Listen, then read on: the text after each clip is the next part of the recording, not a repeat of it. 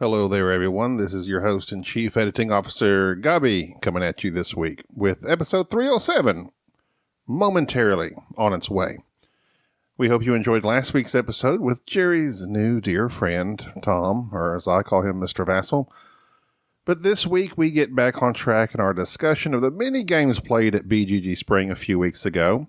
We discussed Macher, Gaia Project, Square on Sale, The Climbers, Duck and Cover, and Path of Civilization. I think all those are the correct names for those games. I hope so. But also the primary purpose of this particular intro is to let you know I have also attached to this episode at the very end of it. So after me and Jerry are done talking about the games we played at BGG Spring, we have an interview with Jerry and designer Jason Blake of Cysmic, a sci-fi game spelled Cysmic, which is currently on GameFound until June 28 at 10 p.m.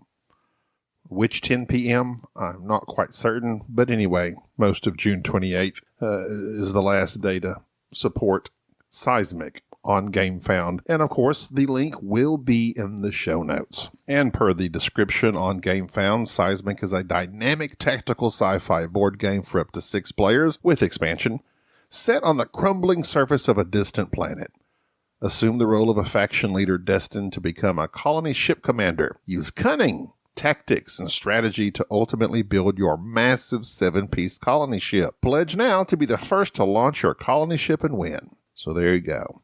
Anyway, enjoy the interview after the show. Welcome to the Board Game Snobs podcast. Critically harsh reviews with a touch of class. And go. Welcome to the Board Game Snobs podcast. This is your titular host. And no, I'm the star. Who's the host? Gabi's the host. We're both hosts. No, you're really the host because I don't act as a host. You act hostist. Hostess? Yes. You act like a host. Round, chocolate, flavorful, somewhat cake with cream in the middle. No, you're thinking of Ding Dongs. Ding Dongs. Well, that can be a Ding Dong. The hostess is the company. Hostess, but they call them hostess as well. I've never heard that till just then. There is a hostess specific cake. There is? Mm-hmm. A cake. Yeah. And it's so the brand. You call it a hostess. I don't think so. I am correct. Hostess cake. I'm looking it up. Are you sure it's not just slang? There is. It's a hostess chocolate cupcakes. Hostess singers. Hostess. I don't think there is a hostess sheet cake. It's just hostess whatever. Yeah, whatever it is, hostess. But that's what it is. No, that's not it. That's what it is. No, it's not. I don't think there is a single item that's just named the hostess. What's that first one? That's the cupcakes. Oh. No, there's the one where it's like it looks like a hockey puck. That's a ding dong. That's a ding dong? Yes. You're spreading misinformation. I stand corrected. Yeah, you're just seeing the hostess and thinking that's what it's called. I want the hostess, ding dong. There is no... I'm a ding dong man. Yeah. I'm a ding dong Yeah, man. ding dongs. They're my favorite. Put them in a freezer. Yes, they're great. Overnight. Snowballs. I don't like the coconut. I like coconut. I'm not a coconut guy. And I like coconut directly from the coconut. Like scoop it out. Like shavings. Put it in my... No, I don't know. I do not like shavings. I like the actual skin inside the flesh of the coconut. I will eat that, but I don't want shavings. You don't like the white part, the meat? I don't like coconut meat? I like the meat of the coconut, but don't make it like rice and give it to me in shavings. I don't like that texture. Just because it's been... Mm-hmm. Huh. Mm-hmm. Huh. Yep. Huh. I don't know if I feel like that's a good thing. This is Jerry. I'm the star. Either way. This is Gabi. We just got by. We introduced. This the whole thing was your introduction. Because you keep messing up the hostess. I'm the hostess cake man. I'm a host. Yes. We got back from BGG. You brought the crud to the con and gave it to me. Sorry. That's fine. Probably. Hope Bruno's all right. R.I.P. Right. Hope Chad and Tim and Betsy. They're all okay. Whoa, Betsy. Bam-a-lam. She's probably They're sick. all okay. They're all sick. Either way, hope David didn't get sick from your nasty germs you spread to everybody. I hope Tom's okay. You're dear. My God, Jerry will not shut up about Tom. Who? Oh, jeez. Anyways, my point being, we have things we have to talk about, and we have many episodes. We don't have time for a meaningless chit-chat. Get to the games. Yes. we played a game that we had played previously. I forget what episode we did on it, but Macher, or as we say in America, Macher, because it's spelled die, but that's not how it is. It's not how it's pronounced.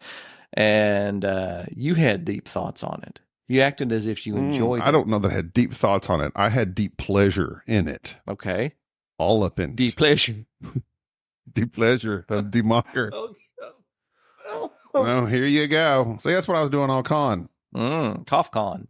Okay, so without having the game, anything in front of me, this is my favorite game of the con, period. We played a bunch of good games. Yes, I counted, I don't know, I played like just from Friday and Saturday. 1, 2, 3, 4, 5, 6, 7, 8, 9, 10, 11, 12, 13. Like, I don't know, 13 games or so, several of the smaller ones over and over. But we played big games, which we'll discuss. But of the big games, the ones that took, an hour or more is what I consider a larger game. Macher, for me, hands down, absolutely my favorite. Really? And something about this round of the game that we played, the first time we played this game, I remember enjoying it, but I had such a hard time grasping everything that we were doing. Mm-hmm. And I probably didn't really get it until halfway to whatever, 3/4 of the way through. This time, as soon as Jerry explained it, I was just grasping things left and right. I was shocked with myself because I'm not a real good grasper. No, when you not. explain, we played The Hunt, a very simple 2-player game. I was having issues. You were on the getting hunt. some very Yes. easy concepts down. Yes. But Jerry's like, we do this, we do this, we do this. And you do that you repeat the same thing 4 times in this game. It's a long game. I think ours was several hours. Yeah, it's a 2 to 3 hour game. No, we played longer than that. But it was absolutely amazing.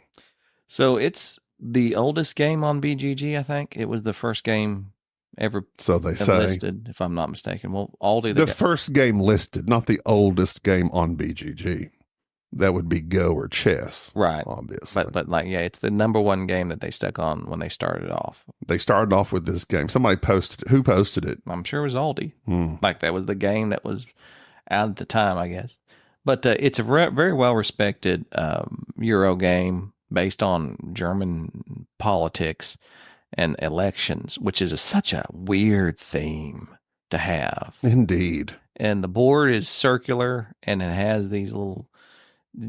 It just looks like a bunch of tracks. And so when you just glance at it, even especially this, we played with the Spielworks edition of it. It just looks... The game, you would have no idea how to play this game if you just glanced at the board or what was going on. But it's true. It has, number one, this very large player aid, 2-sided, about the size of a page that you give out to each player that walk you down through the 9 different phases that you're going to do. And they all make sense once you've done them. But I think that what changed is that the first time we played this, I was teaching it, and I had an idea of what the mechanics did. I didn't know how they interlocked. This time when I taught it, it's been a long time since we had played it. I stayed up the night before. I watched the video, read the rule books, and was like, okay, why do you want to have the media marker out there? What does it do? Why is it good to have control of the media? And how does that tie into the next stage?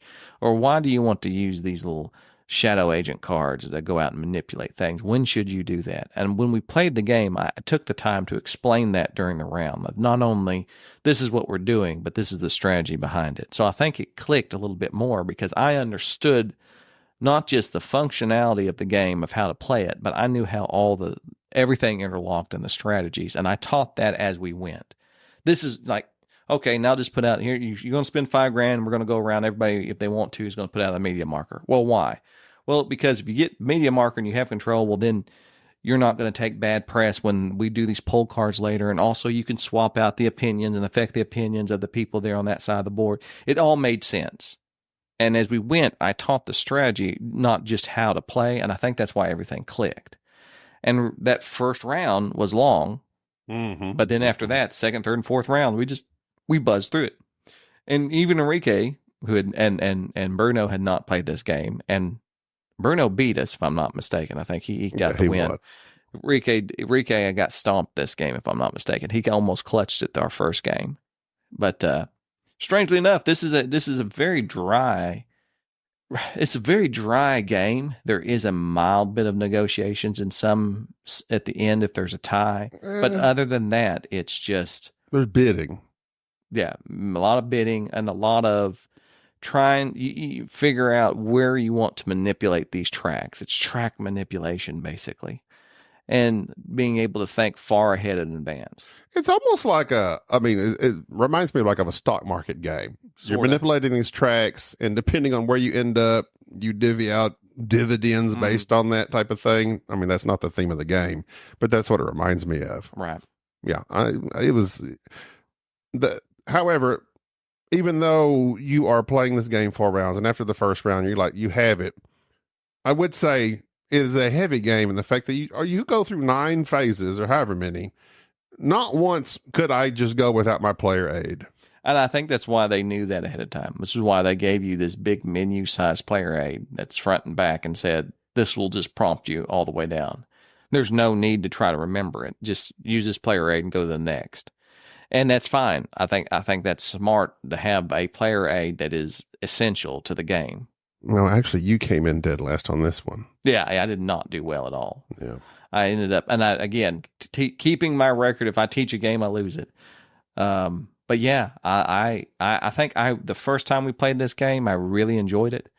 And this second time around, keeping with my want to play older games, replay games at these cons or ones that we learn ahead of time. Yeah, I'm glad I brought this one. It's a 3 to 5 player game. And I think this one's going to stay in our collection. I like this one. Oh, I absolutely love it. It's fantastic. This play of this game, not that we ever, one of these days we'll do a top 10 again. It moved smack dab into my top 10. This was fantastic to me. I'm going to remind you that our top 10, we're due for it. We are indeed. We are indeed. So we might as well start the lists. Did this guy, Karl-Heinz Schmiel, did he make anything else? Is he a one-hit wonder? No, he's not. He's wearing a safety vest in his picture. I think he made something else. Was he a crossing guard in his spare time? A la carte, St. Petersburg. Oh, that's a big one. Yeah, that's the one I was thinking of. Yes, Tribune Primus Inter Paris. Oh, this guy sounds smart just from the games he makes. Just because you can't pronounce it. I can't pronounce them. Well, I can't pronounce them either. A la carte means on the side, right? Uh-huh. Well, Die Macher or D-Macher means the makers. But I think that's the direct translation. I think it means the makers, but I think it connotates the power movers. It's basically the movers and the shakers. It's to make things happen, I think. To be the oldest game in there, it's still 424. It is a heavy game. It's a complex game. It's not to say that it's not something you can't understand, but I would say it's all like when Jerry was going through all the phases and he kept going and going and going. I was like, my God. And that's round 1. Right. So it is a lot, but it is worth it. It's a 4.3 weight on BGG. I don't think I would call it that heavy. I don't think I would. It's not that you know what to do. It's just so much to do. It's just so much to remember. Yeah, it wouldn't. Unfortunately, you don't have to remember it. Right. You just have the player aid and you just go right on through it. But yeah, it's very complex, and that's it. Probably his highest ranked game. Player aids. Player aids are the way to go. But yeah, D-Macher, what a great game. And my number 1 of the con. Oh, good for you. Good for you. I wish Bubba was here or Chad. Because my number 1 at the con, I believe probably Bubba's as well, is John Company. We replayed John Company again, and thoroughly enjoyed it. Bubba played it without me, with another group. He was in the second game of it, and thoroughly enjoyed it, and went on about it. So he's more of a. I think I've gotten into the habit of these cons wanting to have a game such as Die Macher, where I've learned it ahead of time and it's more complex and can teach it, and also having a long game like John's Company in it, or John, whatever it's non-plural. I liked, not that I got to participate, but Oh, you did Gaia Project. Did you enjoy Gaia Project? Yes, it still frustrates me. I don't know quite how I feel about it, mainly because I get the same feel from it as I did the game with all the gears from the makers of Teotihuacan. Shoot. What's the gear game? Everybody knows the gears. Oh, Zulkin. Zulkin. Tzolk'in. Yeah, I get the same feeling. Like Zulkin was such a game that was so hard that it feels like you're failing from the beginning. Like you never feel like you're getting something going. Mm-hmm. The same thing is true with Gaia Project. You're just one false move away from being beat down anyways, and even if it feels like you're doing everything right, you're still struggling throughout the game. But I thoroughly enjoyed it. The theme, it's hard for it to have that complex theme of terraforming planets and setting up your little federation. It's neat. I'd like to play it solo. And I keep messing around and not doing that at some point in time, just to see if I can't get a better handle on what I'm missing in terms of the scoring. But yeah, Gaia Project was really good. I wanted to play that. I was sick. I didn't make it. That was Thursday. Mm-hmm. You know what Gaia means? It's like I looked it up. The earth personified as a goddess. Yeah. It's daughter of chaos. Yeah. Mother of guess. That's mother. Mother of who? Not nature. Uranus. Mother of Uranus. It's Uranus. She's the mother of Uranus. It's Uranus. I don't know why you refuse to pronounce it correctly. Because then it's not as humorous. It's not meant to be humorous. Because it's Mother Uranus. Okay. How is that funny? It's good. How's that? It's no, good. It's not good. How is that funny? Rick Moranis. Rick Moranis. Ripped Moranis. Rip Torn's brother. That's what happened when I ate a bunch of cheese. Taco Bell. No, Taco Bell will clear it out.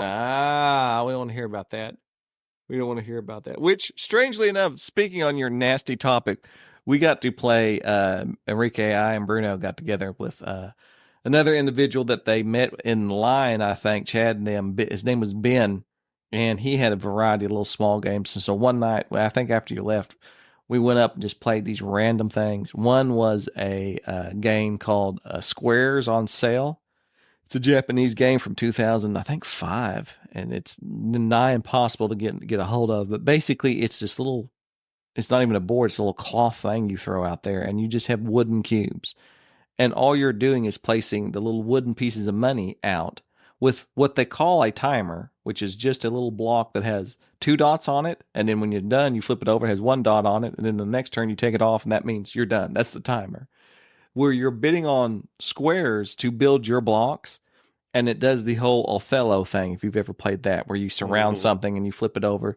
Instead of flipping something over, you add your square on top of the other square. So it looks like you're building these little square buildings. That's the whole idea of the game, is just trying to outbid people. Money's tight, and the money just comes back to you. It's weird. You just have to play it because it was very abstract, but also very neat to see your little buildings build up.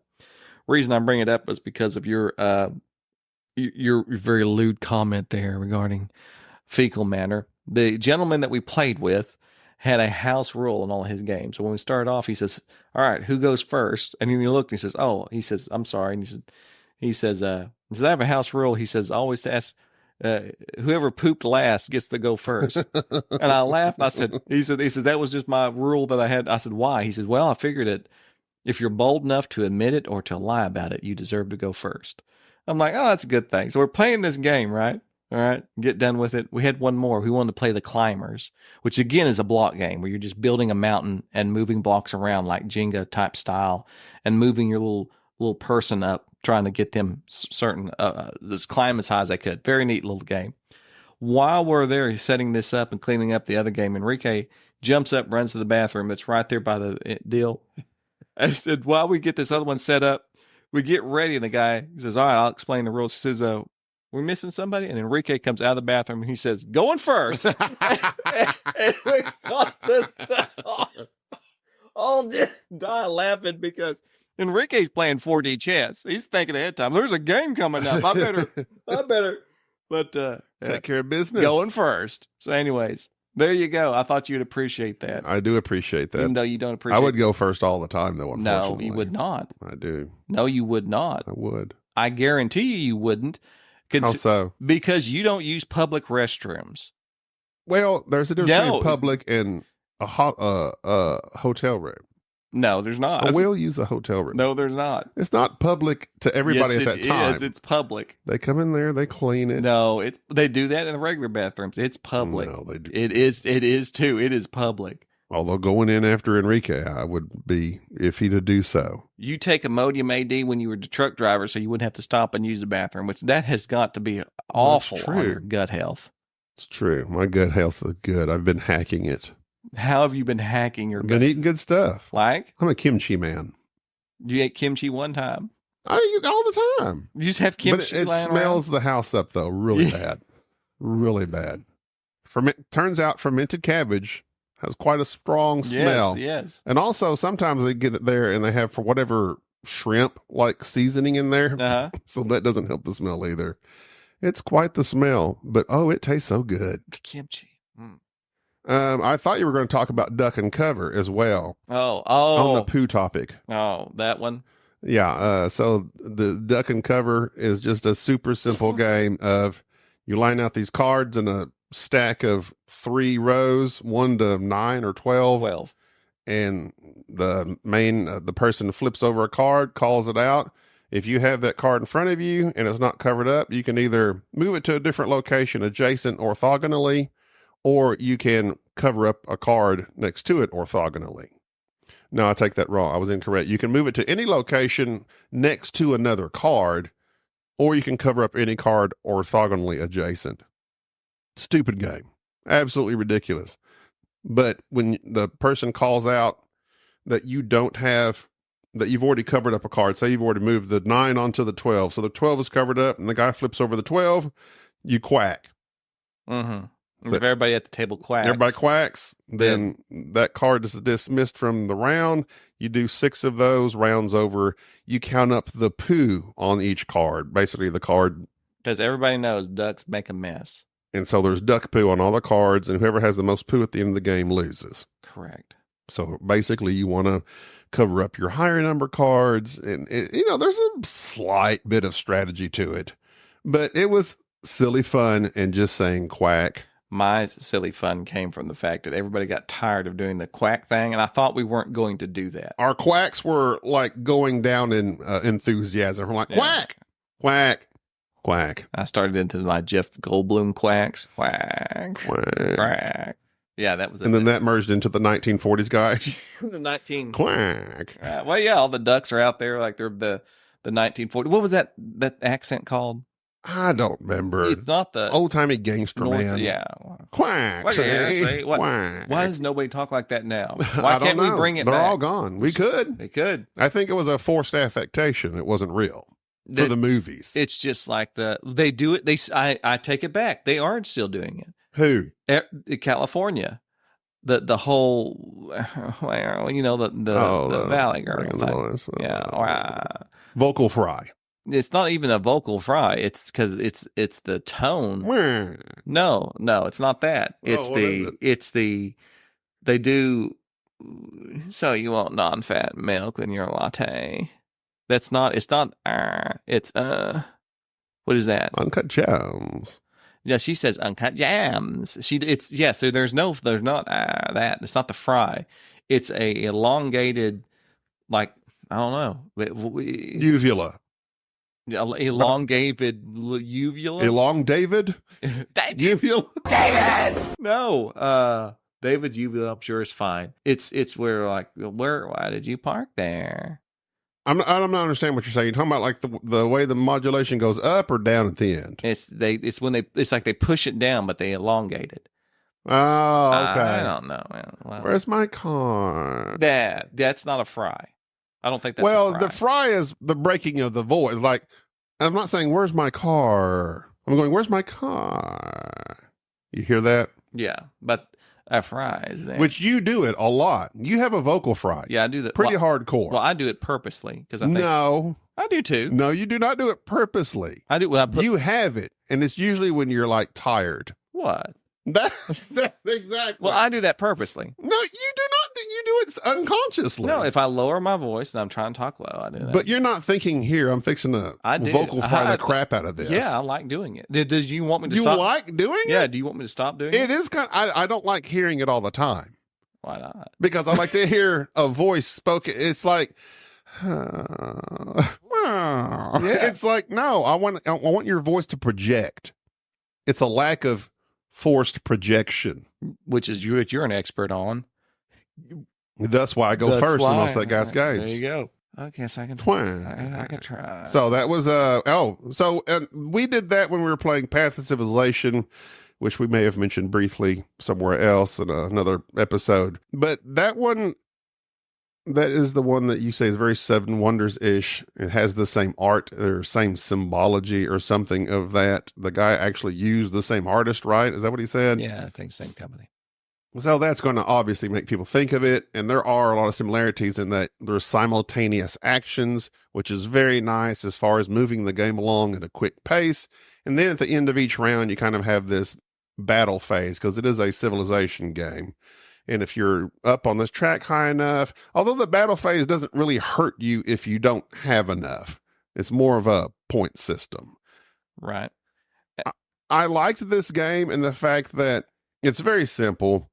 And I like the way the different, much like you were talking about Die Macher, but in a completely more simple way. In this one, all of your symbols connect to other symbols. If you trigger this one, well, it's going to affect this one. And when you affect that one, it's going to circle around and affect this one. And it's just woven, weaved, wovered all those symbols. And like you cannot really focus on one because they all affect each other. And weavers. I'm glad she showed up because people used to have to weave their own Sigourneys before she did. Or dreams. Sigourney Weaver. I got you. And then you didn't laugh a lot on that one. Well. Or project, please. Well. it was okay. Well, we can go over your vocal. Sigourney? Sigourney? What about Gurney? So yeah, Path of Civilization, we played a full game of it too. We were going to demo it, but I think the guy was really excited to play. The captain. Francois? For Captain Games, he was like, well, he has it's not severe, it's just a Belgian accent. He's severely Dutch. Thick. He's severely Dutch. That's what you was about to say. No, I'm just saying his accent was thick. It was. And it was hard for me to understand exactly what he was saying all the time, but yet he explained it very well. He also had no room for tomfoolery. No. If you did not. And if you were not looking and paying attention, he would get your attention. I appreciated that about him a lot. That's what I appreciated about Francois. And then, man after my own heart. Here's the thing that kind of dragged the game down is at the end of every round where you get these new cards that become available that are either monuments or leaders. And he would go through them one by one, explaining every detail of what they do. Yes. Even though after one or two rounds, you know what all the symbols mean. You know what they do. No, you don't. Yeah, you did not. No, it was very simple. This game was very simple. You did not have a clue. But he read the entire thing. That's why he kept yelling at you. Are you paying attention? No. Yeah. He was yelling at you and Enrique. Oh, no. No, wait, Enrique wasn't even there. Who played with us? Enrique was there. He was? Yes. Okay. Let's see. And I'm the one not paying attention. Well, I was focused on my civilization. As far as that goes, the theme is not there. Like, I went from lawnmowers in your war thing, I went from like bow and arrow straight to jets. Yeah, well, that's how it does. But I mean, it's just a silly game with this thing slapped on it. It's basic, and that reminded me of the Stigmeyer game you hate. Tapestry. Crapistry. Like, this is a Civ game, but the civilization part really doesn't exist. I mean, the difference is that this game actually has a mechanic, not just moving a cube. You're not just rolling dice and moving up a track. Yeah, that's basically. And the thing that I liked about this game was that it very much resembled Seven Wonders. What did I say? It very was resembled. I'm high on guaifenicin because you made me sick. Okay. So Gaia Finnison. He took Mother of Uranus Finnison.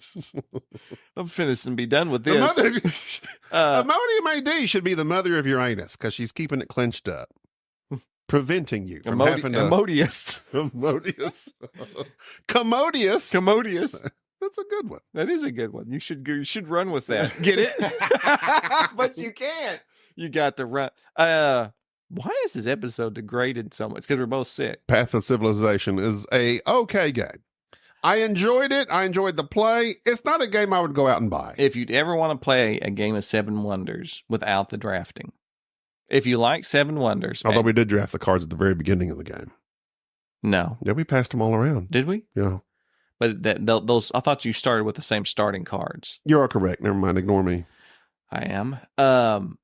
I think that's, it's like there's just no drafting, and which I find to be interesting because that's like what Seven Wonders was known for, was 7 players playing at the same time simultaneously. Oh, you all do this drafting thing. Whereas at this, no, it's like, let's just not draft. You just manage your own cards and you buy a card. You end up 5, you pick 4, you trash 1. And you do that each round. Buy another card. You got 5, you pick 4, you trash 1. I thoroughly enjoyed this game, and I remember saying at the time I'd play this over Seven Wonders. I'm not a huge fan of Seven Wonders at all, but this to me felt more of a that whole jump thematically from being your warfare stuff, your archers, now you have jets, now you have bombs. I wish they would have gone less modern and kept it more along that path, because there's only 4 levels of each type of the civilization track, just because I think that would make it more thematically cohesive. But other than that, I enjoyed this game. Because the cards you can purchase are in levels 1, 2, 3, and 4. And so you have, philosophy, agriculture, the same things that are in every game. And so you can purchase, I don't forget what the first level was. Maybe that was the bow and arrow. Yeah, it was. And then you can go up to like guns, jet planes, and then the top one's the A-bomb. So you can start off with the A-bomb, really, if you want to. You just got to save up on this track to purchase it.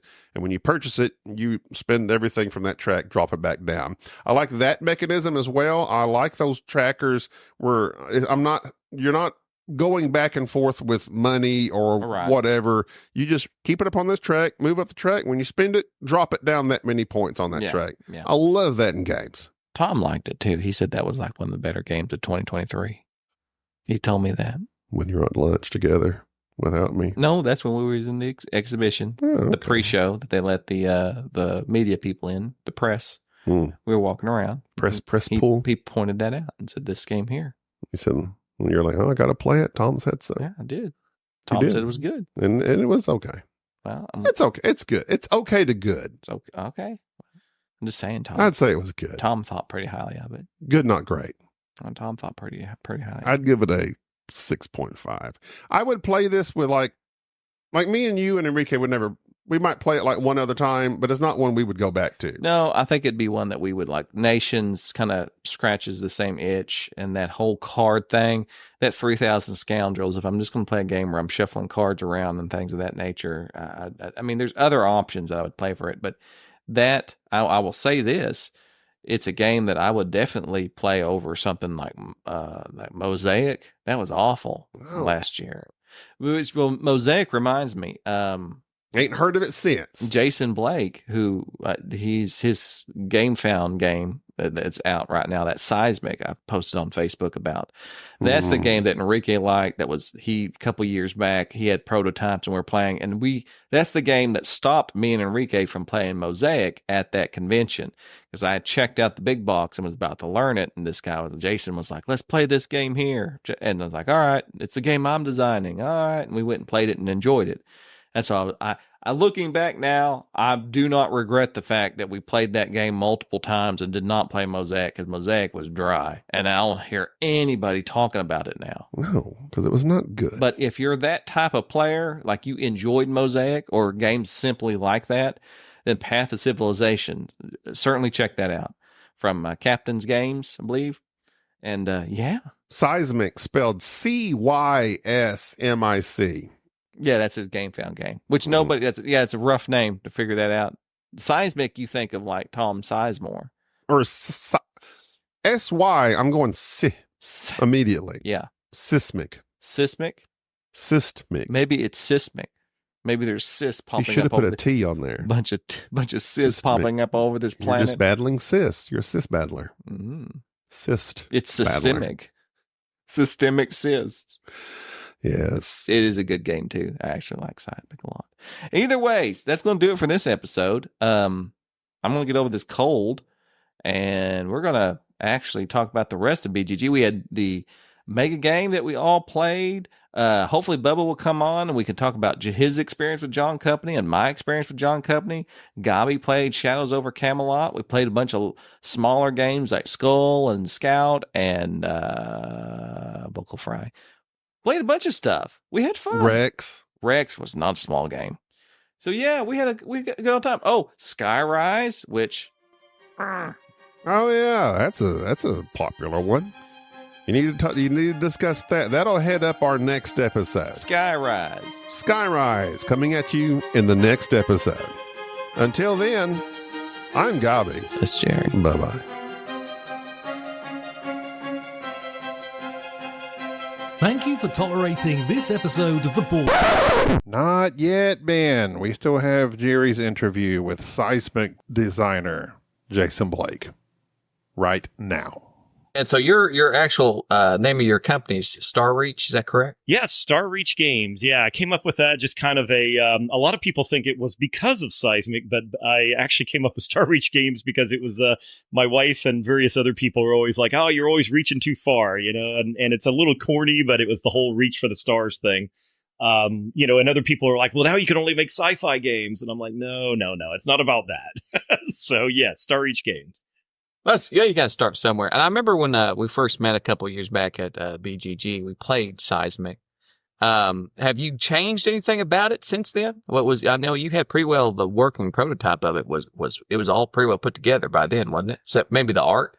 Yeah, some of the art has been updated. I think when you played it, the board was actually still square. I hadn't gotten to a point to where it was an actual circle. I mean, it was always a circle, a planet board. But, the prototype, I think when you tried it in 22, maybe, I had not gotten my final laser cut, round board at the time. The graphic, of course, on the square was round, but that's obviously finished. There's a variety of new factions that have come out since then.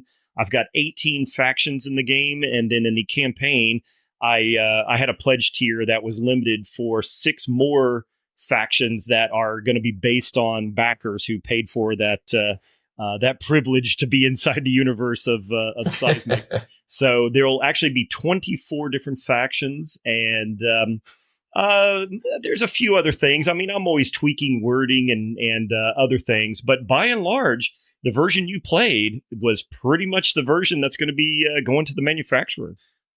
And I believe at that time you were saying you had worked on this game since what was it, like 2017 or something like that? It seemed like y'all had. It was a long time. Yes. 2017 was when I first started putting together my components, but my actual original Google Doc is from November of 2016 when I started kind of brainstorming all the notes involved. I had all these different names. I had all these different themes I was going to work with. And the one that just really stuck was this one.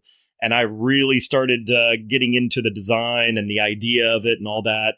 In very, very early 2017. And by the end of 2017, I actually ended up at BGG with a working prototype. Now, it was very, very, very different back then. But yeah, it's been 8 years in the making to get to this point.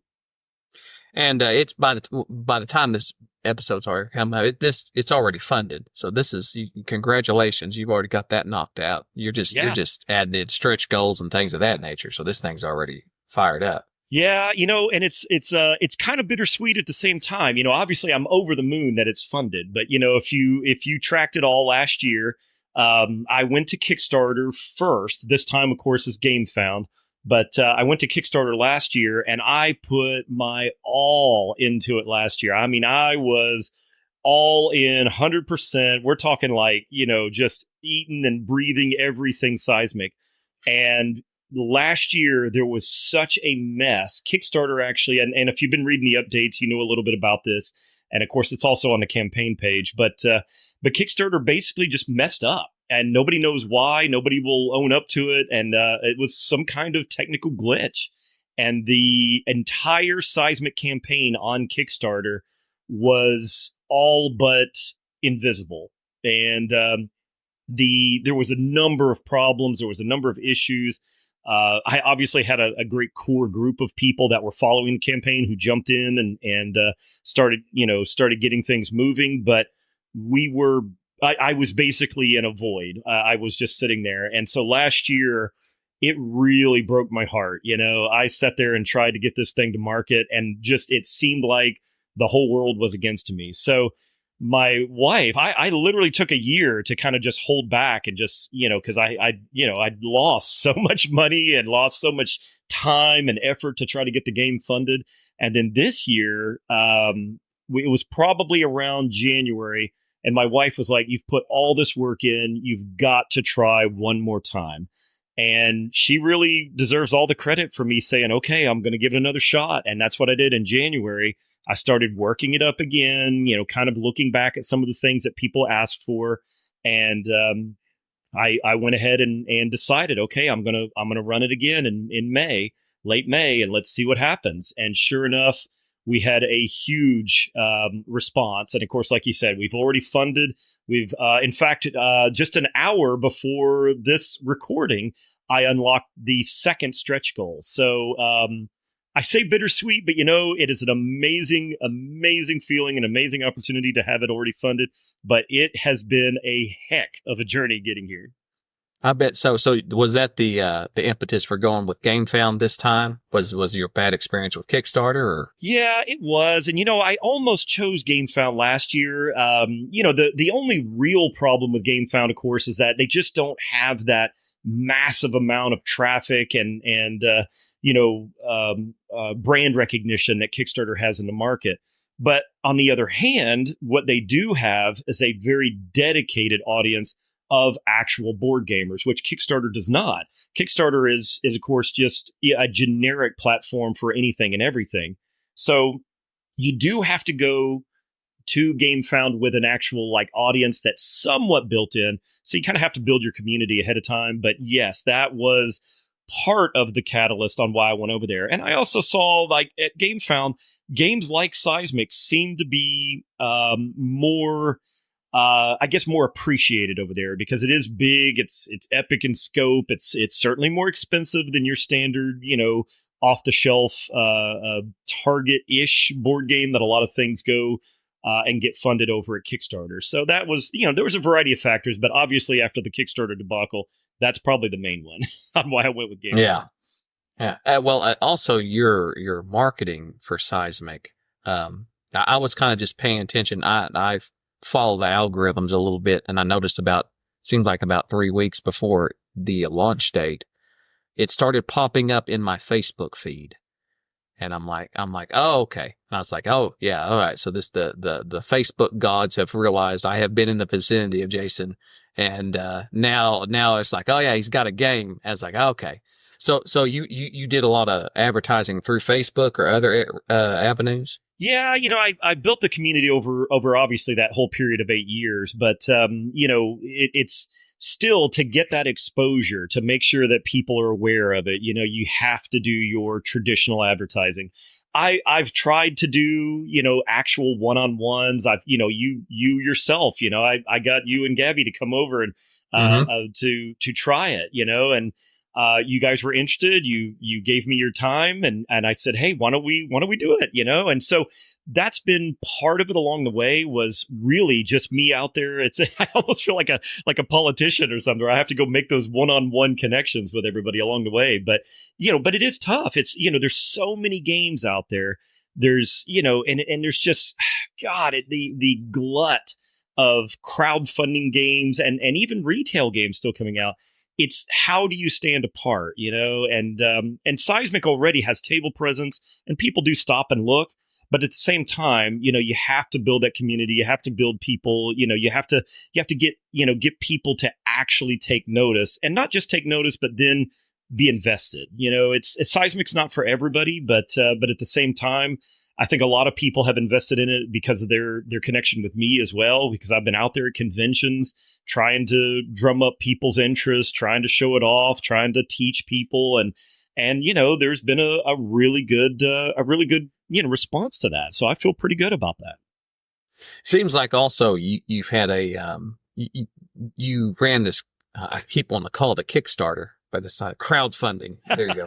Well, you can still say, you can say Kickstarter because it's like a brand name, right? Like a jet ski or a Band-Aid, right? Yeah, GameFound needs to come up with their own saying. They need to come up something with the founding. You ran this founding. Yeah. Here, I'm going to trademark that for Luke Pryor. You've done this founding really well. You had your own little intro video to the game, and it seemed like just observing the campaign itself, it seemed like this being, you had the one Kickstarter prior to that, but with this, it seemed like did you have any help with setting up this campaign? Because it looked rather well done. Well, I appreciate that. Thanks. I really do appreciate it. I mean, there's, the Kickstarter, I had a team of people basically. There's no doubt that I had a lot of help, and I paid a lot of money to a lot of different people involved in everything from, videos to, graphics to, just the consultation and knowledge of how to go through the whole Kickstarter process, which I didn't know a lot about. I mean, I'd been doing my research, but it was still very, very difficult to navigate. So the problem was, of course, after the Kickstarter failed so miserably because of all these technical glitches and other problems, this time in January, I said, you know what? I'm going to do it myself. I'm just going to do it 100% myself. I don't have the money at this point to pay a bunch of people. But, and also I kind of wanted to do things a little differently this time. I built the campaign on transparency. I built it on the idea that it really is a passion project. It's not, it's not some corporate, money-making scheme with a bunch of, really shameless, thinly veiled cash grab stuff. It's just I'm throwing it all out there. It's like, here's my production costs, here's the cost of the game, here's why I've made certain decisions to try to save a buck here and there for us to be able to make this. And that's also why my funding goal has been so high, is that I just said, you know what, and everybody told me, don't do it, don't put this crazy funding goal, nobody's going to back it, and I had all this all these different people involved last time, and I was getting pulled 100 different ways on what to do and what not to do. So this time, everything with the GameFound campaign is 100% me. I've done everything from beginning to end. I am literally the only one involved, and I'm doing all of the correspondence with each person in the comments. I've literally responded to every single person individually on every update, on all the main campaign comments, any emails I get. The updates I do, all the graphics for the page, every word written on there, it's all me this time. And I didn't get any help. And of course, I still had some people like advising me outside the scenes going, don't do this. Hey, watch what you say about that. And, and I just ignored all of it. And I just went for it this time. And it actually seems to have struck a chord. So I feel pretty good about that. Well, I was one of those naysayers at the beginning, if I recall correctly, back in 2022, after we played your game, I said, man, this is going to cost a lot to produce. And I remember very specifically you said, yeah, well, people will pay, for a game that has a bunch of minis and all this. I'm like, well, yeah. And I said, but you need to cut this down. You could cut this game back and scale it back, and maybe you'd get somebody to publish it. And I remember back then, even your response was, no, you didn't want somebody else to publish it. This was your game. This was what you wanted to put out there, and you didn't want it touched. This is what you were sending out into the world, was what you wanted, which I found fascinating at the time, because I knew if you took this game to a publisher, that's exactly what they're going to tell you. It's like, oh yeah, you've got the production, the amount of money it would cost to produce this game. It's going to cut into every ounce of your profit. You're going to barely break even, maybe. If you try to publish something like this. And so it is just interesting seeing your passion about this. It's you wanted to maintain some control, or all the control over this game, and still trying to put it out there. It's interesting because a lot of people don't know this. The game in 2017 was actually under publisher contract. When I first came up with Cysmic, a lot of I don't really talk about it a whole lot because obviously it was so long ago, and it was actually a very well known publisher picked it up the very first time I ever brought it to a convention. In fact, at BGG no less, I had a contract within about 2 weeks of leaving the convention. And it was like I was walking on clouds. You know, I mean, anybody who's ever designed a game to be picked up as a debut debut designer with a crazy idea, the game was signed. And so the game was out of my hands for a period of almost 2 years under contract. And what happened near the end of that, they brought in somebody else. And they had a developer, and this is all standard, of course. You know, they bring in a developer and they take the idea and they look at it. And what a developer's job is to do is typically to look at how the game operates, how does it function, and then go from there to see, how they can improve it, how they can streamline it, and all that. What happened with mine. And to be fair, the original game design is nowhere near what it is now. But of course, still in my mind, what happened is they came in and basically threw literally everything out. And the only thing they saved was the theme itself. Almost no mechanics of the game were left. And there were some units and then the basic overall idea of the objective, which is, to launch your colony ship and get off the planet first. So we're talking like they threw just about all of the work and effort and everything that I did out the window. And that didn't sit well with me, of course, and a lot of designers obviously want some control, but there's also another group of designers out there who are fine to just hand somebody a game design, have another company, fulfill it and streamline it and, develop it and all that. But I just did not like the direction that they were going with it. And so what happened is my contract actually ended up expiring. And instead of renewing it, I said, hey, listen, it's been great. But honestly, I think I'd like to just go ahead and take it back. And that's what I did. And I sat on it for about 2 months. Another company, a very, very well-known company, was going to pick it up. I sent them the prototype. Had a great meeting with them. They were really all in.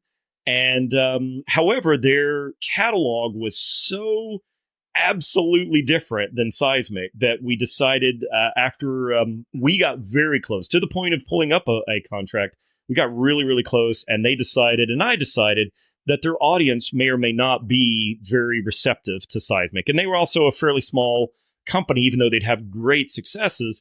They just thought, maybe you're right. Maybe we should part ways and just shake hands and say, good luck. And that's kind of what I did with that. Yeah. And then we could have been playing Tiny Epic Seismic. Absolutely. I cannot tell you enough how close we were on that.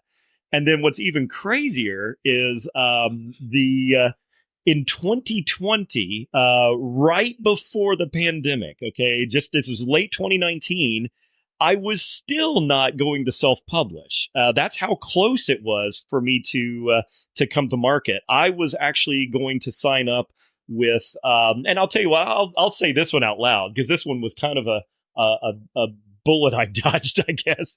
I was actually going to get signed with Peterson Games of Cthulhu Wars fame.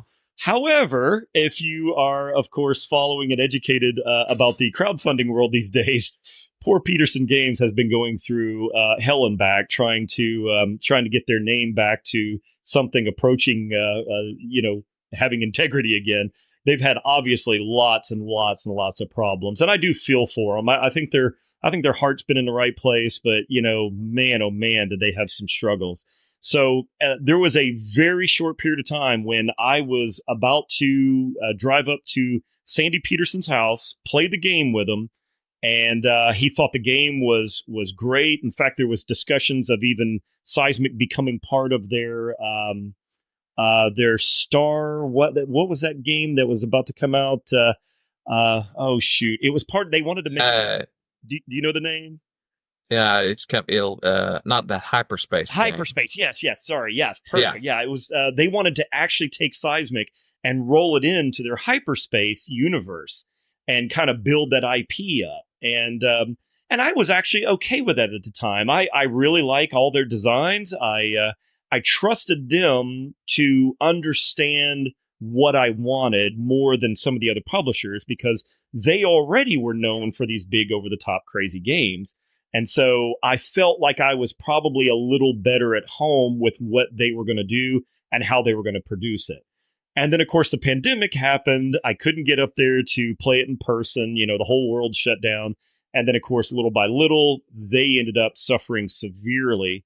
And by the time it was, by the time the pandemic had kind of ended, my wife, I sat there and I was just like, God, 3 publishers in a row and things haven't worked out. What am I going to do? And my wife was just like, look, just stop. You have all the skills to be able to do this yourself. Go to market, make it happen. And I was like, oh God, this is terrible. This is probably a horrible idea. Okay, let's try it. And so here we are. It's crazy. It's 2024 and Cysmic is funded and I'm the one doing the whole thing. It's absolutely nuts. Well, that's rather unheard of, to take a game concept and to prototype it and then to walk into BGG or any other convention and have that offer from a publisher that quickly, much less 3 over a period of time. I mean, because I'm interested in game design myself, and every designer or publisher I've even talked to about, the development process of a game, taking a prototype to a company, 9 times out of 10, they're not even going to look at it. They're going to turn it down. So you said your prototype to Cysmic, met up with the publisher at BGG and just showed them their working prototype, and they were ready to sign the contract with you by then. That's very interesting. Well, I'll tell you, one of the reasons why was, I did have Cysmic out there in the open play area at BGG. You've been a million times, just like I have. I showed up in one of the big halls, one of the biggest hotel ballrooms area that I could. It was I got lucky because I set it up on a table that was in a fairly high traffic location.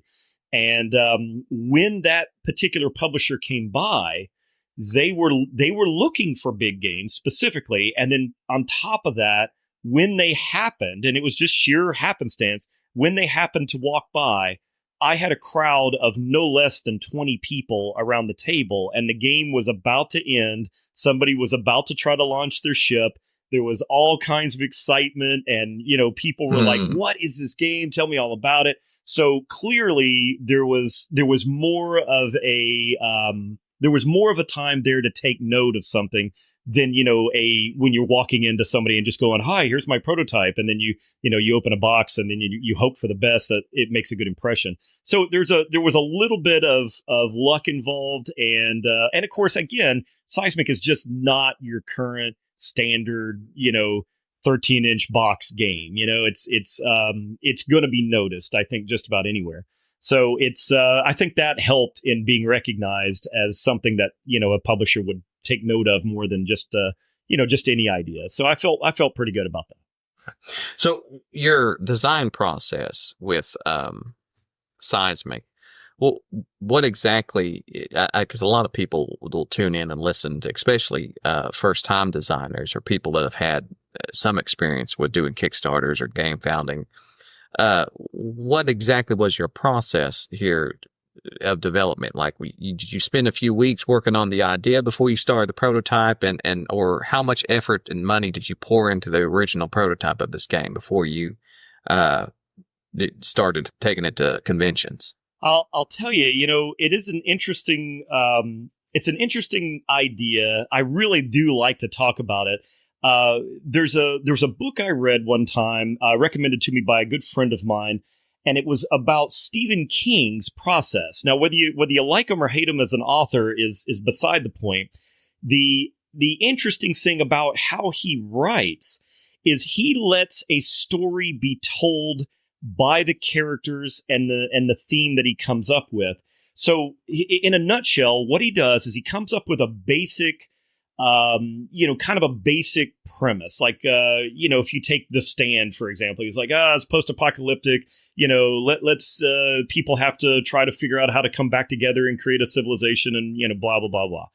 And what he does is he builds this huge group of characters in a database. And apparently he has this all the time, this massive, massive database of all kinds of characters that he has, meticulously detailed out. And what he does is he takes those characters and then he just drops them into the story almost arbitrarily. And then he says, okay, here's this character. How is this character going to react to this situation, to this scenario? And how would they go about solving, this dilemma that they've been put in? So I do the same thing just naturally, but I do this in all kinds of things that I've designed. I've been a YouTuber in the past, and I've done video work, and I've done I ran a series for a long time over at Escapist magazine called Real Physics, and I've been involved in all kinds of interesting creative endeavors. But the way that I started with Cysmic as a game designer is I said, I don't care about mechanics. I'm not somebody that sits down to a board game and says, ooh, I like worker placement, or I like spatial puzzles, or I like deck builders. I don't, the mechanics have to serve the theme. So what I started with is I said, okay, I don't want to play a spreadsheet with art. And, euros are great, but, there's 1,000 euros at any given moment that all feel, like a spreadsheet with art on it that you can basically kind of math out and solve out. And of course, you can add enough, probability and statistics to make it different. But at the end of the day, I'm like, points are kind of just arbitrary goals that you're trying to do in a game that has very minimal theme. So what I wanted is I wanted people to have like an experience, I wanted the game to be cinematic. So when I came up with the idea of a planet that was, falling apart and it was an objective game, I had just recently prior to that played Nemesis by Awakened Realms. And, if you haven't played it, you know the game, right? Have you played it? Oh, yeah. It's a great game. Yeah, now, oh, yeah. It's polarizing because a lot of people don't necessarily like it. It's a game that has a little bit of luck, but and some people may argue a lot of luck, but there's some very wild mechanics in that game that, you can literally flip a card over and you die. I mean, it's that kind of game. However, when I was designing Cysmic, because I said, okay, I want a cinematic experience, almost like as if Michael Bay had made a board game. So I want all these crazy things going on. And I said, okay, if I've got my objective and I know what my story is, what do I need to do? What is a person who is in this scenario? What resources do they need to be able to solve the problem of getting off this planet? Well, first they need a ship. So then I was like, well, if you got a ship, though, the ship, if you've just learned that the planet's falling apart, you got to build a ship. Okay, well, how can I go about building an actual ship? And at first it was just kind of the idea was a 2D board. And, I was like, well, that's kind of lame. I want it to, again, that tactile toy factor, that big, miniature experience. I want that. So I said, I want to have the players actually interact with the miniatures. So that was how I came up with the colony ship. And then, of course, along the way, it was like, well, how do I build the colony ship? Well, I need units to go out and get, various resources or whatever. And I came up with the idea of the units. And then little by little, I kind of started saying, okay, well, how does the planet fall apart? And I came up with the trimmer tracker, element of the game that actually accelerates as you play. And then with the hexes falling away, that was how the double layer, game board came to be. There was everything that I've done with Cysmic is theme first, and then the mechanics are there to serve the theme, never just be game, basically just gamified. That was never the intention. It was always this game mechanism needs to serve the theme first so that the players feel like everything is intuitive and they're actually doing things that involve them solving the problem at hand, which is survival and getting off the planet first. So, I know that's a long way around, but that's kind of the idea behind how I went about it. I know a lot of people are completely the opposite. They start with mechanics first, and then they just slap on a theme that kind of half makes sense near the end before publishing. So I wanted to go the completely opposite direction. So I don't know if that makes sense, but that was my direction. Well, as a Euro gamer, you could have at least have thrown a rondelle in there somewhere for me. It is interesting because I recall the first time I saw the game, the miniature. I mean, you literally build a rocket with like 4 or 5 different pieces of a miniature. Yeah. That I think I described as being grotesquely oversized at the time. Of like, why would you have this? Well, it adds to the theme of what you're doing. It's interesting that, yes, a lot of designers begin with the mechanics in mind. Like they already have a foundation laid and then they go the route of the theme or vice versa. Or they have a theme and think about the theme and then try to, tack on various things. So that is interesting. You're, most people, when it comes to this crowdfunding, you kind of have to strike out and find your own artist or artwork, commission that, also manufacturing, distributing. What challenges did you face with that, or were you already kind of had that dialed in, kind of knew where you were going to go? Oh man, that is another epic story in and of itself. I don't know whether I just had bad luck or if this is pretty standard in the industry. I have heard that it's kind of standard what I went through.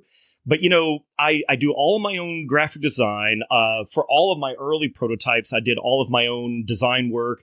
I work in Illustrator and Photoshop and even 3D Studio Max. I've made all my own miniatures initially.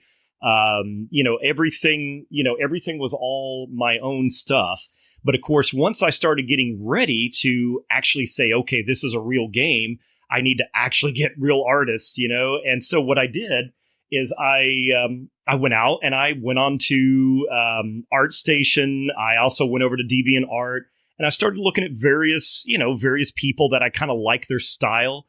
And I just sent them a message. It just said, hey, I have no idea whether this is something you're interested in. I like your art style. I'd like to see if you want to help me do some art for a board game. And I did this countless times, 50, 60, 70 times, in a week or two. And then I'd get maybe 1 or 2 responses and, I'd talk to them. And then some people would be like, it's not for me. And then other people would be like, I don't know. I work for Disney. I don't think I can do that right now. And I'm like, oh, sorry. I had no idea. And then, there was other people who were like, oh, heck yeah, I'll do that. That sounds great. We'd come to a basic term and everything would look good. And, money would be involved and art would start coming my way. And then they just disappear. And all correspondence stops and they fall off the face of the earth. And I'm like, was it something I said? We had a great relationship. There was no issues. Everything was fine. And then they just disappeared. And this happened to me. I cannot begin to tell you. I mean, just countless times, no less than 5. And even then, at the very, very last minute, I had hired a graphic designer who was also kind of a pre-press guy to get everything ready for manufacturing back in December of 22, right before I was going to go to Kickstarter in 23. And I had a great relationship. The guy was doing great work for me. Everything was good. He came highly recommended. And sometime around late November, I was like, hey, listen, okay, we're getting close to Kickstarter time. I just need to finalize this stuff. Let's continue on. Let's do this. Let's do that. And, then I didn't get a response. And I'm like, well, that's weird. This guy's been great so far. He's been responding regularly. And then I'd send another little note and he'd send like just a vague response. And of course, most of these guys are in Europe. A lot of them are educated in art and art theory. And it's like that's kind of their careers as they've chosen to do this.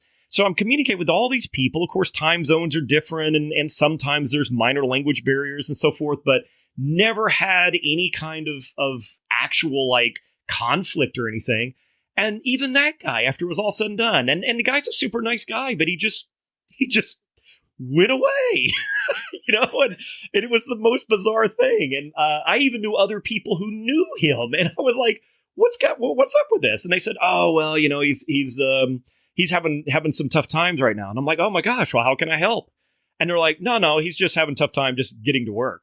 And I'm like, well, wait a minute. I hired him. I got a game here. Like, what do we need to do to continue this? I mean, he's got like half the job done. What am I going to do?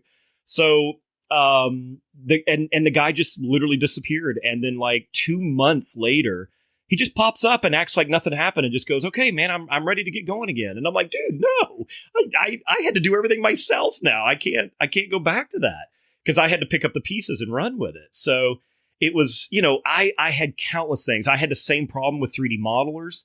I had multiple people who were getting the models that I had taken and was, kind of upgrading them and improving them for manufacturing things.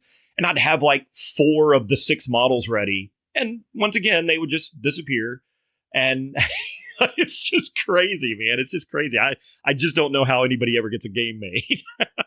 I don't know. AI art's going to put all these people out of business anyways. That's probably why they're having trouble coming to work. Well, and I honestly feel like that's why Ian O'Toole and Bez Sobel do all the artwork on the games. They're the only artists that show up to work. I completely agree with you. I really do think that's why there's a very limited number of artists that you see in the industry. They're they're the ones that do the work, and that's what they're here to do. Some of these other guys, I just don't know. I don't know how to vouch for them.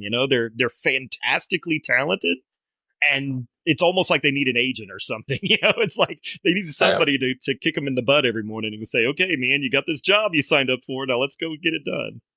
So is Cysmic going to be, is this your only game, or are you planning, you gotten something else in terms of what you're thinking, an expansion or something else lined out? So, I made a promise whenever I brought this forward. I made a promise to all the backers and the people involved in the campaign that I was never going to, quote unquote, start another project or another game until Cysmic is on everybody's doorsteps. And I stand behind that. However, a lot of the stuff that I want to do in the future is 100% on my list. And I have about 8 other games that I've actually already basically tested enough that probably with, less than 2 months of development, I could have ready to go. Now, I'm never going to go back on my word about, trying to start producing another game in the middle of Cysmic or anything like that. Cysmic is I'm kind of going in reverse. I'm kind of doing the Benjamin Button style of, game design, because what's funny is I would consider my magnum opus to be Cysmic. Almost every other game that I have is much smaller, much simpler, lots of, very cheap to produce. And it's just funny because, of course, had I thought of all those ahead of time, I would have probably started with some of those. But my heart belonged to Cysmic. It's been where my head is for the last 8 years. And even though I've come up with these other ideas and I've kind of play tested them and everything, I would love to bring them to market if everything goes, solid and swimmingly with Cysmic. I'd love to do a second reprint for Cysmic and maybe more expansions in the future. I do plan on supporting it quite well. But yeah, I actually do have about 7 or 8 other designs right now that I could, in a fairly short period of time, bring to market with a whole lot less grief than Cysmic for sure. Oh yeah, and that is typically the advice that's given to new designers: is don't make the big game. You make a card game, do a trick taking game. Get your feet wet with something small. Don't go for this big box, extravagant game. But you see a lot of some of the best studios, board game publishers, or things of that nature that have come out of Kickstarter. Is Stonemaier Games. Recently, I was listening to several interviews that Jamie Stegmaier did, where Euphoria and Viticulture put Stonemaier Games on the map. And then you look at, the Near and Far and Above and Below. What is his name? I've played poker with the guy, Ron Lockett. Man, I met him at BGG and played with him at the poker tournament. He is just, he looks like a cherub. He looks like an angel. The man has gold hair, and he's very nice. And he's both the artist and the designer. So he's got that problem. I think that's why he was so chill, is that he's also the artist that will answer, and he just works for himself. Anyways, so there's studios like that, like Red Raven and all that they came out of a either a Kickstarter or something of that nature, just success. They're kind of a one-man show and have gone that route of producing games. And so you never know, Cysmic may be the thing that kind of pushes you down that line, and you're able to release several different lines of lighter games. We might get a tiny epic Cysmic in the end. Exactly. And that's the thing is I think that probably the reason that Ryan is so chill, by the way, I actually played some games with him. He would have no idea who I am. But I actually played some games with him at BGG, just complete happenstance in the hotness room. And I actually went by his booth and saw him there as well. And very, very nice guy, super, super chill. But, I swear he's probably chill because he has full control over everything, and he doesn't have to deal with anybody else.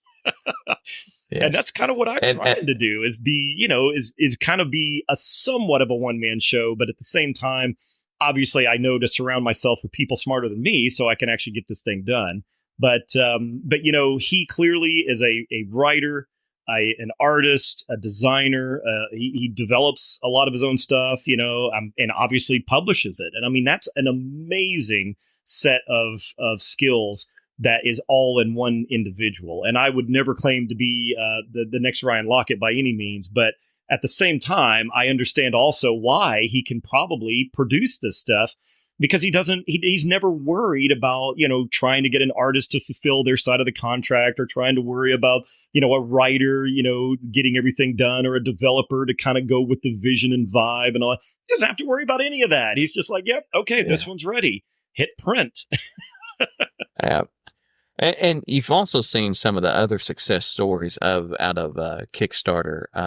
Can't remember the guy's name, but he did Project Elite, which is again another game that has way too many minis and dice. It's like here's all these minis, and the mechanics are just throw dice, and it's real time. That game should not have been. No publisher would have picked that up off the beginning of it, just looking at it, but was wildly successful. And also very much in part of Tom Vassel's love of it. And then eventually the designer, if I understand, just kind of got stressed out over the whole Kickstarter project, and afterwards, and was like, I'm just not messing with this again. I'm not doing a reprint. I'm done with it. And Simon picked it up. And I have a Simon version of it. And I found that to be kind of a heartwarming thing in the board gaming industry, where you see somebody who has obviously put out a passion project. Here's this product that everybody loves, but man, there's the hate that is distributed out on Kickstarter and on GameFound. I think it's mainly Kickstarter. I try not to back any games on, I try not to crowdfund anything, but typically that doesn't work out. I end up like averaging just one or two a month. And there's one particular Kickstarter that I was watching that it's already fulfilled. It's just a few months. It's already been funded. It's just a few months before the game starts shipping. And man, people just there's like a brief delay. Like the boat from China didn't get here on time. And there's people just harassing. And I'm like, man, this is why I couldn't do this. This would push me over the edge. And so it's like this thing of there's people like me who back a game and I forget about it. Kickstarting a game for me, or founding a game for me is I love forgetting about it. I love just having something come in the mail and be like, what got shipped to me? I don't watch it. I forget about it. But other people just seem to really harp on it and go crazy. And so I think that's the biggest stressor, which you're rapidly approaching now, since you're just a week away from it being, the campaign ending. You're already at $170,000, which is an obscene amount of money for a first time, project and Kickstarter. And so, yeah, it seems like you found your audience there at GameFound, like all the hardcore, the hardcore mini painters and gamers wanting a gratuitous box of minis, that you went to the right spot. There is not, I guarantee you, there is not one clean shaven person. These are all neckbeards that that back this game. They've got they're just like me. They've got all their minis stacked up over here that need to be painted. And that gremlin that whispers in our ear of, hey, you could paint that. You need that to paint.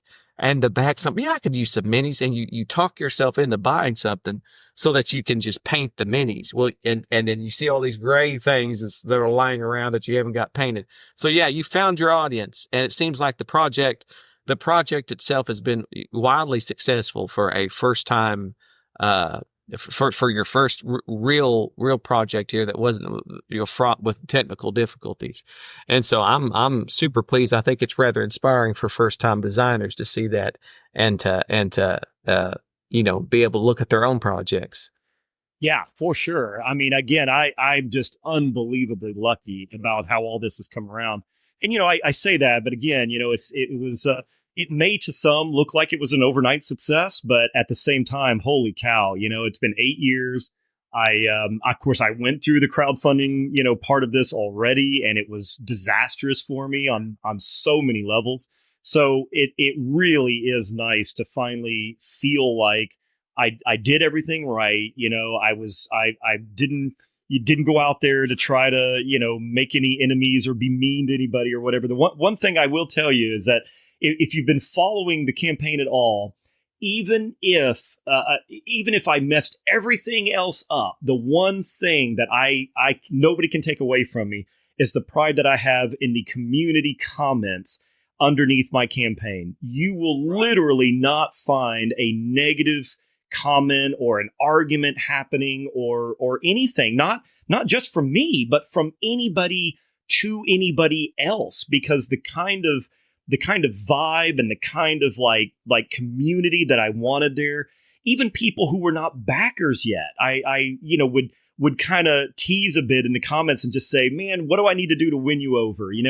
And otherwise, if you're, in another campaign, when you see creators, and somebody asks something, if they're not a backer already or whatever, or if they even, mention something that is even slightly critical, the creator immediately comes across defensive, or they ignore it, which is even worse sometimes, because then other people just pile on. And I have been 100% upfront about all of that. And I tell people right away, even somebody who says, this game's not for me. And, of course, other people would be like, well, then why the heck are you in the comments?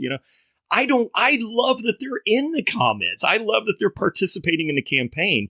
And I have been able to turn around just with a kind response.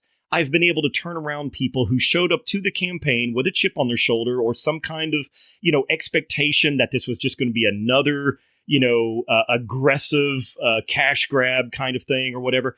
And I have felt so good that some of these people were like, wow, you actually just gave me a rational response. And I was like, yes, why would I not? So I do recommend that if you're ever going to get into crowdfunding, that is absolutely the way you have to look at it. You cannot engage any kind of level of critique or aggression with the same reciprocation. You have to be open-minded. You have to understand their point of view. And games are expensive. Cysmic is very expensive. And when somebody says this game's not for me, or hey, why do you want all this money? Explain to me why this game should cost so much. And that's exactly what I did in my updates. I explained literally where every dollar is going. And of course, a lot of people came around and they were like, oh my gosh, yeah, wow. Now I understand. I wish other people had told me this about crowdfunding. And I'm like, oh, I don't know why they don't. So the community that is in the Seismic campaign has got to be one of the most positive I've ever even seen, much less been a part of in any crowdfunding project. And that's something that nobody can ever take away from me. I feel so good about it. Oh yeah, and I've been following your comments as well. You've got the people demanding a German edition of it as well. Yeah, so that's yeah. That and the Minnesota Killjoy update is worth reading just as the craziness that takes place in this industry. Anyways. People have no idea what creators go through to bring these games to market. There is no way that I would ever.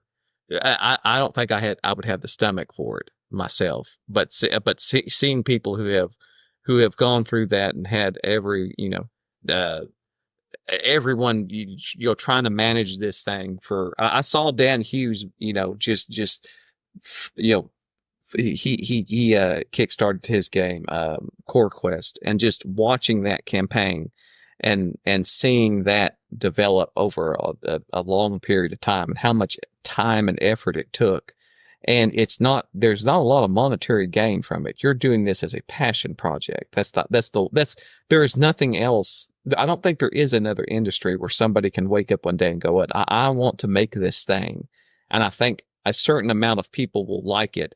And I'm going to pull my hair out and have sleepless nights and anxiety, and then spend the next 6 months talking to just strangers on the internet and answering their questions and dealing with problems to bring something to them that I have made, and maybe break even on this. I mean, it's such an odd thing, and this is a phenomenon that only exists in board gaming. Nobody else. I think we're all masochists. I don't think anybody else would do this.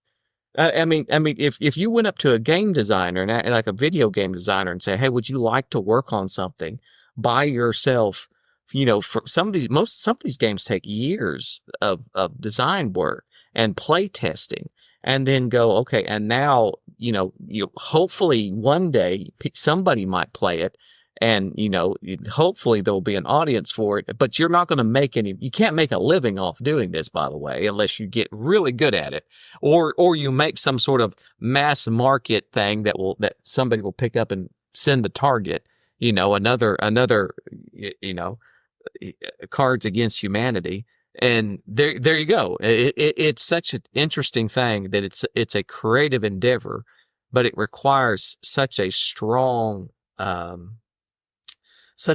constitution, I guess is what I'm trying to say. That all it's done is prove to me is that watching these Kickstarters and Game Found is that if I ever design a game, I'm selling it to a publisher. I ain't doing this. And so it brought me a lot of joy, I guess, to see your game.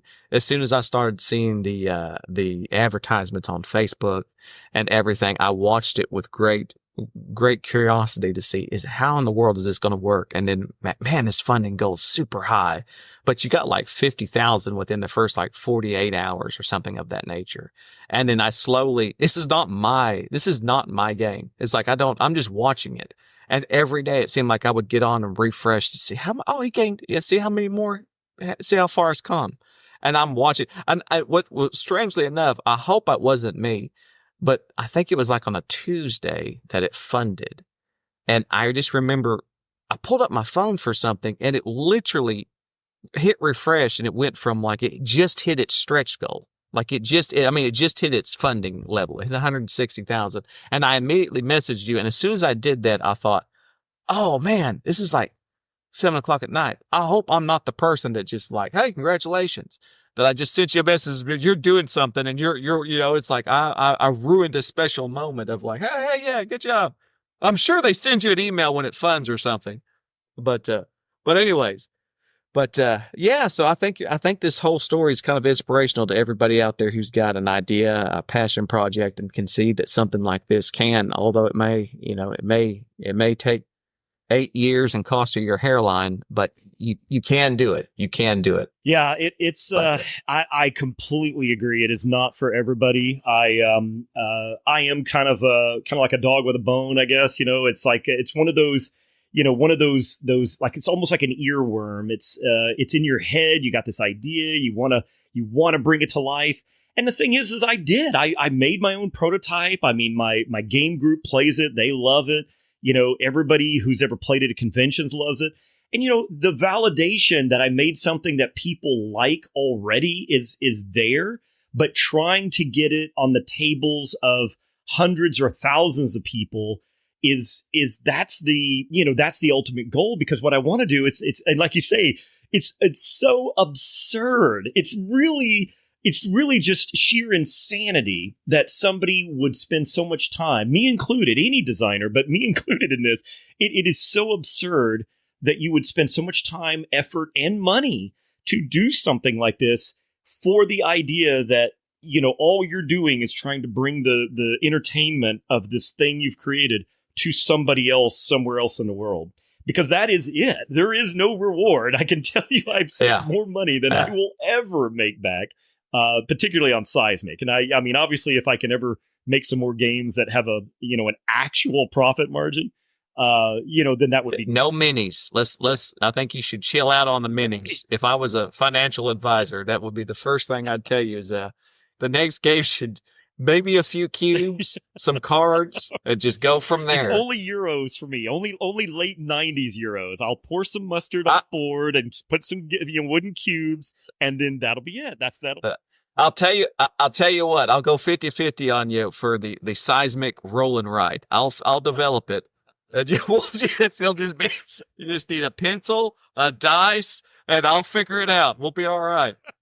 Fantastic. It's and watch what, and that will be the one that goes to the Spiel des Jahres. That's the one that'll get that takes traction. That'll be the $5 million game. Yeah, that's the one. You've got Gloomhaven, and then you've got Seismic, the roll and ride. Yeah.